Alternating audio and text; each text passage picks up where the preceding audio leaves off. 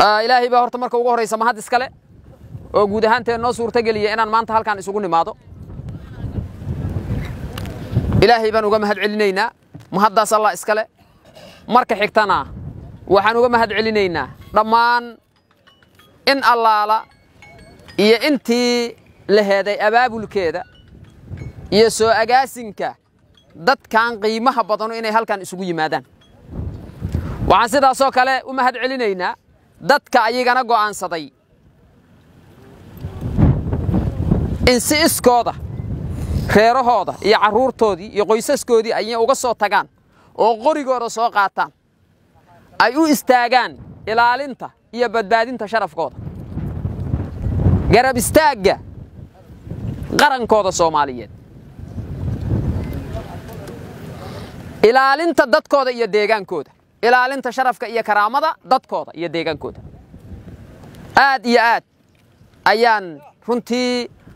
aydan idinkaga mahad celinaa qofka bini aadmiga waxa uu bixiyo waxa ugu qiimaha badan waa naftiisa iyo dhigiisa runtii waxa aad muujiseen iyo wanaaga aad muujiseen كما عبري كرنا كلية كلمات أنا أفكر كدهنو لكن هدنا وأنت أنكري كرنا وإذن كذا مهد علينا يا سقاسة وحنو جو مهد علينا يا دتك ديجانك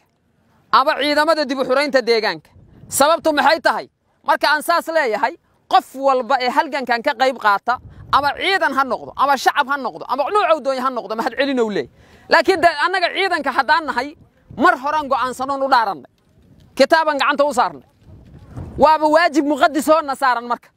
waxa marka mahad celin maanta naga mudan saaxiibada aan ciidamada qalabka sida aan kamid ka ahayn ee si iskooda ay u soo kacay u go'aansadayo yiri maya waxaan aragnay iyo waxa nimanka ay sameynayeen uma dul qaadan karno waxaan garab istaagaynaa qarankeena waxaan garab istaagaynaa ciidankeena qaranka waxaan qaadanaynaa qoryaheena waxaan u dul qaadanaynaa qorraxda iyo gaajada iyo qabowga ayaan u dul qaadanaynaa waxaan ka saaraynaa dalkeena dhibaatada ragaadisay ee nimanka argagixisada oo arxan laawayaasho ay ku hayaan dadka yiri ayaan maanta runtii si gaar ah ugu mahad celinaa runtii waan ku faraxsanahay saakeenan deegaankan idin kugu imaado waan jeclaa ama way ku habooneeday waqtigan ka hor inaan idin imaado laakiin waxaad garan kartaan marxaladaha adag iyo xaaladaha adag aan ku dhex jirnay wadanka aadka u baaxadda weyn intaad aragteen la eg oo meel kasto kamid ah adiga ay ku sugayso oo inaad tagta lagaaga baahan yahay taas awgeed ayay ku gaartay muddadii dheereed oo aad halkan ku sugneedeen oo nimanka qawaarijta aad ka xureynayseen inaan idin imaaweyno oo ay maanta nagu soo gaarto taas ayaa sababtay ayadana waxaan idin leeyahay raalli ahaada mar hore yahay inaan idin imaado laakiin ogaada qalbiyada ayaan idin kala jirnay waxaan la xiriirayna saraakiishiina qiimaha badan oo idin la joogta daqiiqad waxaan wadaagayna xaaladaha iyo xogaha cadawga waxaan ka shaqaynayna mar walba nimanka argagixisada falalka iyo ficilada guracan oo ay maagan yihiin sida looga hortagi lahay marqaatiyadna ka aheedan kulay wixii deegaanadan kula dhacay laakiin haddii aanay adinka ahaa lahayn waxa ka dhacay kamaysan dhici lahayn waxa ku dhacana kuma dhaceen sababtu maxay tahay waa aragteen sidii dugaagtii ayay waxay ku jiraan dhulka hoostiisa iyo dhirta dhaxdeeda ay ku jiraan haddaad adinku aadan ka bixi lahayna ama aadan meelaha ay ku jiraan aadan tusi lahayna shaqada kale ma laga qaba lahay maya way boqolkiiba 99 waxa qabsoomay marka adinkaas lu ah adinka indha u ahaa waa raba wax yar inaan ka taabto nimanka argagixisada waxaan ognahay nimanka argagixisada dadka Soomaaliyeed meel kasta oo ay joogaan gobol kasta tuulo kasta iyo degmo kasta ay joogaan waxa ay kula kaceen ayaad ogtihiin waxa ugu dambeeya dad muslim ahaana waxa ugu dambeeya calaamada casaanka noo ah anaga waa diinta islaamka horta bini aadmi kale iyo wax kale intaan la gaar ayadii ku xidgudbeen waa marka koobaad sidee ugu xidgudbeen way isticmaaleen waxaan saas u leeyahay degmada Ruunurgood ayaantii la qabtay on tagno nimanka argagixisada laga saaray ayaan meel waxaan ku aragnaa buugaa kuwooda oo ay wax ku qorqoreen waxa buuga ku qoran دين إسلامك وإن استعمالنا بوجا أي قرآن يكون قرآنته دين إسلامك ما لقوا دقما أو ما لها عمس ولا استعماله يا معنى هذا وأديكس لكن وحى يكون فريسة راعي نوع عسى يقول قرآنته بوجا تودي واحد أكتهين ديجانا دان واتقاني واحد دجانا يدد أهل الدين واحد دجانا يدد علماء واحد دجانا يدد مشايخ أو ديجانا دا كلا يدلك غيبة كلا كمدة دتكو أي دين توصل دونتان دموينك إيه طولوينك إيه مجالوينك دوكسية قرآن أكويل حتى أنت كليه إسكداية واحد مرقاتي غيبة إذن كمده أما أدين كودن بعد كتهين حتى دول كميجة هدوكسية قرآن كأودنا أو مجالوينك كفو ما كأودنا مثلا كما أودنين إلهي ندين كدارية شيء طبعا كسنة ومدان دول صارنا دوكسية القرآن كما كفرنايه يا تذكر سمرك مدة دين الإسلام كوضع هرت بس وضع دين الإسلام كسوليناي هرت دين الإسلام كهالكاسي كتاجين وحي كتاجين أنا قدرت مسلمة أو دين الإسلام ك عدة راعيسة أما كو عمل فليسة أما فلينيسة أنت قفات أي دلك كو واجبينيسو إن يدك كيسيد أرجع يقول إن قارتك سوق تنقفل بمركي ربطوا أي بريان سأيوقع عبس جليان دتك كلا يوجو جان سمان إلهي كوجو درشة نعص بكو دين الإسلام كلو يهرب ما كل هذا يا فارق وحال جاري إلى يراهين كان واحد كان تا محل ده بعد أي أرورنا سكوات ما يمكنني كرواكو برينا حاجة دين الإسلام كواجبين إلهي ذي كدارية يا أنت إيه كواجبين فارق وحولية العكس وطور ورني ومهلي كرام بحنتدان ما هاي ما واهيسا يا حسابي أسيق هنتدا قفك هدات كاني ويسوى كدلة دينتنا وشيغانا هالكا هورتا waxa ka cad sida ayaguba ay qorteen ama buugaagta ay ku qoreen diinta islaamka aan isticmaalno laakiin kuma dhaqman waxay ka fogaadeen muslimnimadii bini'aadnimadii wax kasta ee ficila ee qof muslima ama qof hatta bini'aadniya ka xaraansan inay samayso waa ay sameeyeen wax u dhiman inay jiraan u malayma way soo wadeen dadkii muddo dheer ay dul qaadanayeen waxay soo gaareen waxaan xusiistaa nin la dhihi jiray hibad oo lagu dilay halka nimanka argagixisada gacantooda ku baxay ilaahay naxariistii jannaha siiyo maalin qolameediyaha ay wareysanayeen waxay dhaheen inaad dagaalanto maxaa kugu kalifay wuxuu wax kasta igu sameeyeen hantideena inoogu yimideen waa siinay wax kasta oo gumaad iyo xanuuna ayayna marsiiyeen inaan u dul qaadanaan isku daynay laakiin waxaan u dul qaada waayayow haddaad fiirisin meediyaha waa ku arkaysiin waxaan u dul qaada waayayow cunuga aad dhashakeen aan meeshan raba geeyey waa isla ogna meeshay geynayaan waa qaldayaan waa caruur waa kuwa ay dabka ku shubaan ay qaraxyada ku soo xirayaan ilaahayna diintiisa wuxuu noogu sheegaa qof allaala iyo qofka naftiisa gooy ahlunaar in faare marka waxaan diibi waayay cunugi oo asaguna ila aaba inteed ii wada hooyadina ay gacanta kale uga dhagantahay ileedahay cunugayga inteed u wada ayaan si aan ku dhiiba gara waayay saas awgeedan qoraga u qaatay kulan dagaalamay ilaahay idinku dhaariyo wadaha qamiyo ku dhinta mise wadaha qadara ya wadaha qof ku dhinta waxaana noo sheegeen culumaa diinka Soomaaliyeed waxaad ogtihiin isbuuciyo ka hor 400 ilaa 500 oo culumaa diin Soomaaliyeed ayaa waxay isugu yimideen caasimadda magaalada Muqdisho oo dalka qaybihiisa kala duwan ka yimiday oo dalka dibadiisa ka yimiday ayagoo fadwooyin ka soo saara halka ay ku tilmaamayaan nimanka qawaariista arxan laawayaasha waxa ay yihiin iyo waxa diinta islaamku ay ka qabto annaga hadda mararka qaar koor bilaadanimo iyo dawladnimo iyo waxa sanba fiirinayna culumadii qaybo kamid waxayba yiriheen war kuwa aad qabanaysaan xanuuna qabtay ha keenina hal bireeyo annaga hadda taa sameeymayno maadaama qaran Soomaaliyeed aan nahay qofkuna markasta toobadkaanku uu furan yahay marka la eego diinteena suuban inta badbaadi karno aqliyadooduna ay soo noqonayso waan badbaadinaynaa waxaan leenahay dalkiina ku soo laabta dadkiina ku soo laabta u toobad keena Allah idin abuurtay iyo ummadii aad danuubta iyo dambiyada aad ka gasheen كيدو بكيني وهنا هذا وضيق كلا أفران وجرما هل أم بأفران ومد أدمر سيسن وحكلا ميا أفران maya wax kale uma furno waxaan rabaa marka anigoo gara kara daruufaha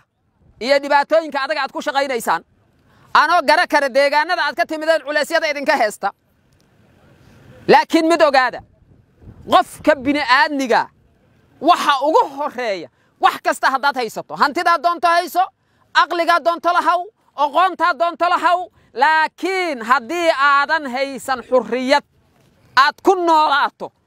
haddii aanay nabadgelayn naftaadii iyo maalkaagii haddii aanay nabadgelayn sharafkaagii iyo cisigaagii wax micnaa kuuma samaynayso guriga inaad fadhiso ilaahan idinku dhaariya 15 sano deegaanadan heesteenay joogeen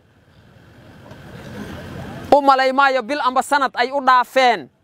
baadda ay ka qaadayeen dadka deegaanadan iyo deegaanada Soomaaliyeed guud ahaan teer inay jirtaan uma malaynayo yaa haaya hal tuulo oo ay ka fureen MCH hal qolba Allah ka dhigo yaa haaya meel laba qolba Allah ka dhigo ay wax ka dhiseen oo iskuul ka dhiseen oo ay leeyihiin iskuulkan caruurta waxa lagu barasiyay dadka iyo dalka ay mustaqbalka u anfacaan yaa haaya ma hayna yaa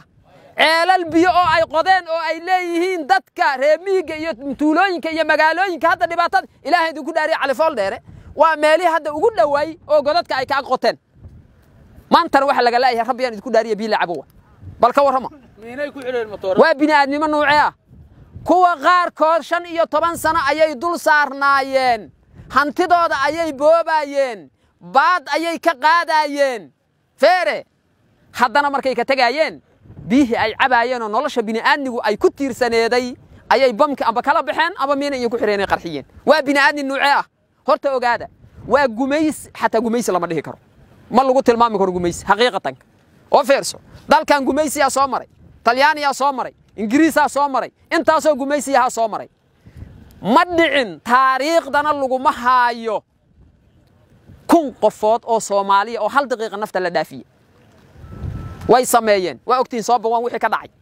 14 Oktoobar wixii ka dhacay soobe waa ogeedeen taariikhda hasuuq dadka Soomaaliyeed soo maray kii ugu badnaayay hay ahaayeen dadkaas yay wax ka galabsadeen bal fiiri aqeedadooda iyo diintooda iyo iimaankooda iyo dadnimadooda meesha ay maraysaan idin sheega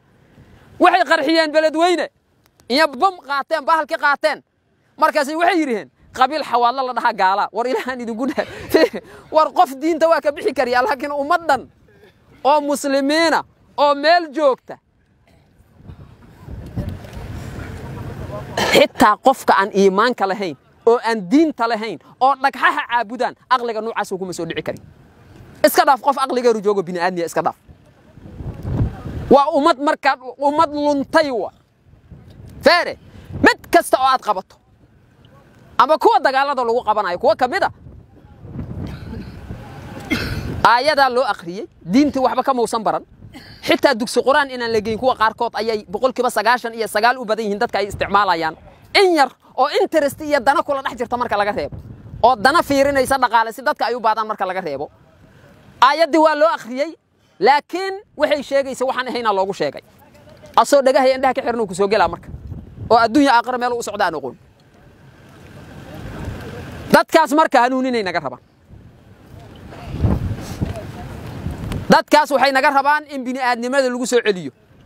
wax kasta ee lagu soo celi karana la sameeyo oo uu kan ugu horeey runtaan idin sheega aqliyad kale miyay leeyihiin feere hooyadii iyo aabihii ninka dilaaya ee cuna qabataynaya ee aabihii iyo hooyadii dhalay u tagaya dhahaya hooyo iyo aabe waagi aad dhalaysan xaraan aad igu dhasheen feere waa dhacday ogow xaraan aad igu dhasheen isma qabina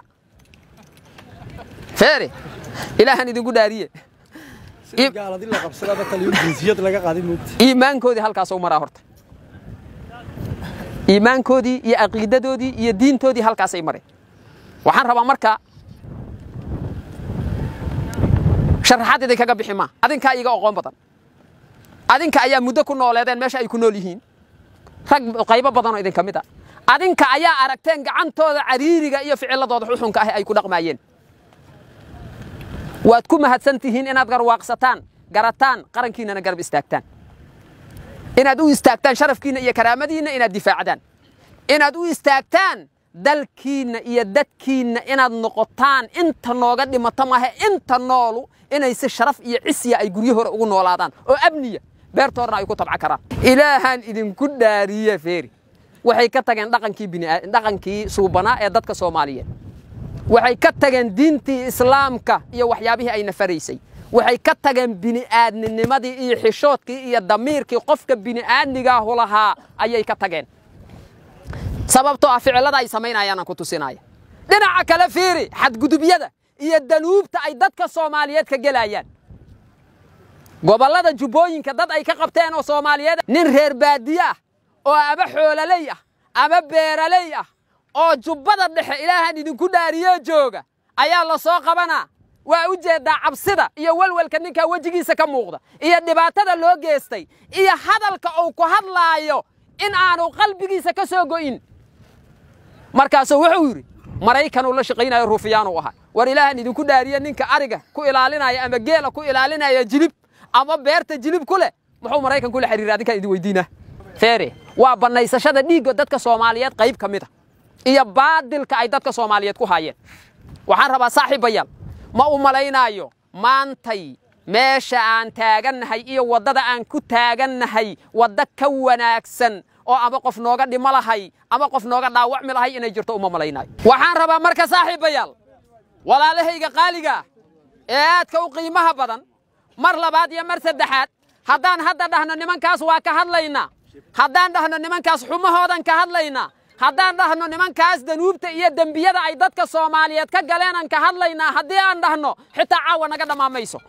sababtoo ah qalbigeena ayay ka guuxaysaa xanuunka ay dadka Soomaaliyeed badeen dhibaatada ay dadka Soomaaliyeed u geesteen walwalka iyo walbahaarka ay dadka Soomaaliyeed ku sameeyeen maanta wali dagaalkiyaan ku jirnaa